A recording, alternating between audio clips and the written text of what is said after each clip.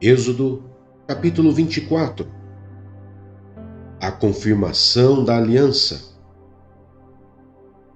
Depois Deus disse a Moisés: Suba um monte para encontrar-se com o Senhor, você e Arão, Nadab e Abiú e 70 autoridades de Israel. Adorem à distância. Somente Moisés se aproximará do Senhor, os outros não. O povo também não subirá com ele. Quando Moisés se dirigiu ao povo e transmitiu-lhe todas as palavras e ordenanças do Senhor, eles responderam em uníssono: Faremos tudo o que o Senhor ordenou. Moisés então escreveu tudo o que o Senhor dissera. Na manhã seguinte, Moisés levantou-se, construiu um altar ao pé do monte e ergueu 12 colunas de pedra, representando as 12 tribos de Israel. Em seguida, enviou jovens israelitas que ofereceram holocaustos e novilhos como sacrifícios de comunhão ao Senhor. Moisés colocou metade do sangue em tigelas e a outra metade derramou sobre o altar. Em seguida, leu o livro da aliança para o povo e eles disseram: Faremos fielmente tudo o que o Senhor ordenou. Depois Moisés aspergiu o sangue sobre o povo, dizendo: Este é o sangue da aliança que o Senhor fez com vocês, de acordo com todas essas palavras. Moisés, Arão, Nadab, Abiú e 70 autoridades de Israel subiram e viram o Deus de Israel, sob cujos pés havia algo semelhante a um pavimento de safira, como o céu em seu esplendor. Deus, porém, não estendeu a mão para punir esses líderes do povo de Israel. Eles viram a Deus e depois comeram e beberam. Moisés na presença de Deus. Disse o Senhor a Moisés: Suba o monte, venha até mim, e fique aqui, e lhe darei as tábuas de pedra com a lei e os mandamentos que escrevi para a instrução do povo. Moisés partiu com Josué, seu auxiliar, e subiu ao monte de Deus. Disse ele às autoridades de Israel: Espere-nos aqui, até que retornemos. Arão e Hu ficarão com vocês. Quem tiver alguma questão para resolver, poderá procurá-los. Quando Moisés subiu, a nuvem cobriu o monte, e a glória do Senhor permaneceu sobre o monte Sinai. Durante 6 dias a nuvem cobriu o monte. No 7º dia, o Senhor chamou Moisés do interior da nuvem. Aos olhos dos israelitas, a glória do Senhor parecia um fogo consumidor no topo do monte. Moisés entrou na nuvem e foi subindo o monte, e permaneceu no monte 40 dias e 40 noites.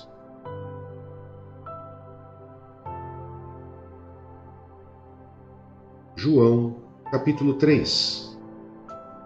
O encontro de Jesus com Nicodemos. Havia um fariseu chamado Nicodemos, uma autoridade entre os judeus. Ele veio a Jesus à noite e disse: Mestre, sabemos que ensinas da parte de Deus, pois ninguém pode realizar os sinais milagrosos que estás fazendo, se Deus não estiver com ele. Em resposta, Jesus declarou: Digo-lhe a verdade, ninguém pode ver o reino de Deus se não nascer de novo. Perguntou Nicodemos: Como alguém pode nascer sendo velho? É claro que não pode entrar pela segunda vez no ventre de sua mãe e renascer. Respondeu Jesus: Digo-lhe a verdade. Ninguém pode entrar no reino de Deus se não nascer da água e do Espírito. O que nasce da carne é carne, mas o que nasce do Espírito é Espírito. Não se surpreenda pelo fato de eu ter dito: é necessário que vocês nasçam de novo. O vento sopra onde quer. Você o escuta, mas não pode dizer de onde vem nem para onde vai. Assim acontece com todos os nascidos do Espírito. Perguntou Nicodemos: Como pode ser isso? Disse Jesus: Você é mestre em Israel e não entende essas coisas? Asseguro-lhe que nós falamos do que conhecemos e testemunhamos do que vimos. Mas mesmo assim vocês não aceitam o nosso testemunho. Eu lhes falei de coisas terrenas e vocês não creram. Como crerão se lhes falar de coisas celestiais? Ninguém jamais subiu ao céu, a não ser aquele que veio do céu, o Filho do Homem. Da mesma forma como Moisés levantou a serpente no deserto, assim também é necessário que o Filho do Homem seja levantado, para que todo o que nele crer tenha a vida eterna. Porque Deus tanto amou o mundo, que deu o seu Filho unigênito, para que todo o que nele crer não pereça, mas tenha a vida eterna. Pois Deus enviou o seu Filho ao mundo, não para condenar o mundo, mas para que este fosse salvo por meio dele. Quem nele crê não é condenado, mas quem não crê já está condenado, por não crer no nome do Filho unigênito de Deus. Este é o julgamento. A luz veio ao mundo, mas os homens amaram as trevas e não a luz, porque as suas obras eram más.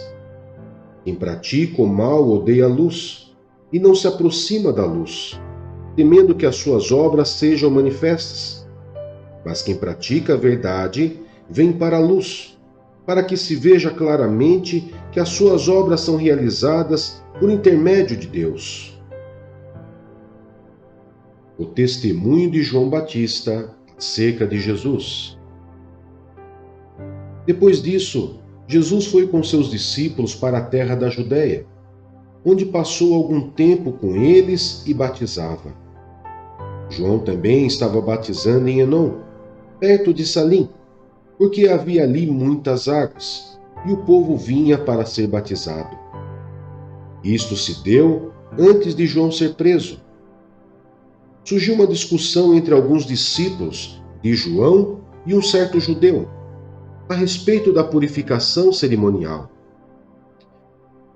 Eles se dirigiram a João e lhe disseram: Mestre, aquele homem que estava contigo no outro lado do Jordão, do qual testemunhaste, está batizando, e todos estão se dirigindo a ele. A isso João respondeu: Uma pessoa só pode receber o que lhe é dado dos céus. Vocês mesmos são testemunhas de que eu disse: Eu não sou o Cristo, mas sou aquele que foi enviado adiante dele. A noiva pertence ao noivo. O amigo que presta serviço ao noivo e que o entende e o ouve, enche-se de alegria quando ouve a voz do noivo. Esta é a minha alegria, que agora se completa. É necessário que ele cresça e que eu diminua. Aquele que vem do alto está acima de todos.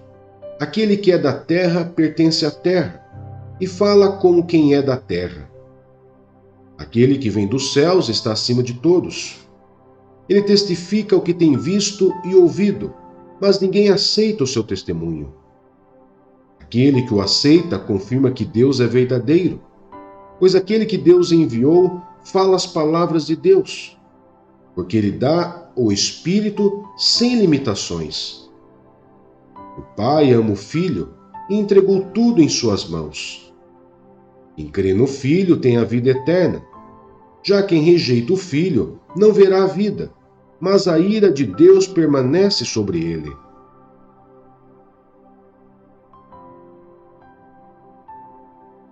Jó, capítulo 42. Então Jó respondeu ao Senhor: Sei que podes fazer todas as coisas. Nenhum dos teus planos pode ser frustrado. Tu perguntaste: Quem é esse que obscurece o meu conselho sem conhecimento? Certo é que falei de coisas que eu não entendia, coisas tão maravilhosas que eu não poderia saber. Tu disseste: Agora escute, e eu falarei. Vou fazer-lhe perguntas, e você me responderá. Meus ouvidos já tinham ouvido a teu respeito, mas agora os meus olhos te viram. Por isso menosprezo a mim mesmo e me arrependo no pó e na cinza. Epílogo. Depois que o Senhor disse essas palavras a Jó, disse também a Elifaz de Temã: Estou indignado com você e com seus 2 amigos, pois vocês não falaram o que é certo a meu respeito, como fez meu servo Jó. Vão agora até meu servo Jó, levem 7 novilhos e 7 carneiros, e com eles apresentem holocaustos em favor de vocês mesmos. Meu servo Jó orará por vocês. Eu aceitarei a oração dele e não lhes farei o que vocês merecem pela loucura que cometeram. Vocês não falaram o que é certo a meu respeito, como fez meu servo Jó. Então Elifaz de Temã, Bildade de Suá e Zofar de Naamate fizeram o que Deus lhe ordenara, e o Senhor aceitou a oração de Jó. Depois que Jó orou por seus amigos, o Senhor o tornou novamente próspero e lhe deu em dobro tudo o que tinha antes. Todos os seus irmãos e irmãs e todos os que haviam conhecido anteriormente vieram comer com ele em sua casa. Eles o consolaram e o confortaram por todas as tribulações que o Senhor tinha trazido sobre ele. Cada um lhe deu uma peça de prata e um anel de ouro. O Senhor abençoou o final da vida de Jó mais do que o início. Ele teve 14.000 ovelhas, 6.000 camelos, 1.000 juntas de boi e 1.000 jumentos. Também teve ainda 7 filhos e 3 filhas. A primeira filha deu o nome de Gemima, a segunda o de Késia e a terceira de Querem-Apuque. Em parte alguma daquela terra havia mulheres tão bonitas como as filhas de Jó, e seu pai lhes deu herança junto com seus irmãos. Depois disso, Jó viveu 140 anos, viu seus filhos e os descendentes deles até a 4ª geração, e então morreu em idade muito avançada.